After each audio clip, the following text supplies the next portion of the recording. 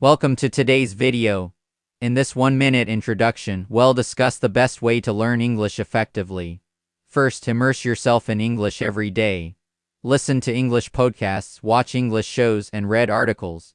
Second, practice speaking daily, even if it's just talking to yourself. Third, use language apps like Duolingo or BBC Learning English. By integrating English into your daily life, you'll see steady improvement. In this next minute, let's talk about how to build a habit. Set a small daily goal, maybe 15 minutes of English practice. Keep a journal in English, write a few sentences daily, and try thinking in English. When you make small daily efforts, you build confidence. Remember, consistency is key. Next, we'll talk about real conversations. Find a language partner or join English-speaking communities online.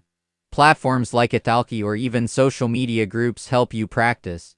Don't be afraid to make mistakes. Every mistake is a step forward.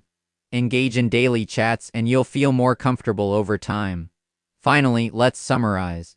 The best way to learn English is daily practice, setting small goals, and joining conversations.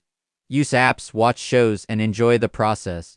Make English a part of your life and you'll see great progress. Thank you for watching, practicing, and I'll see you in the next video.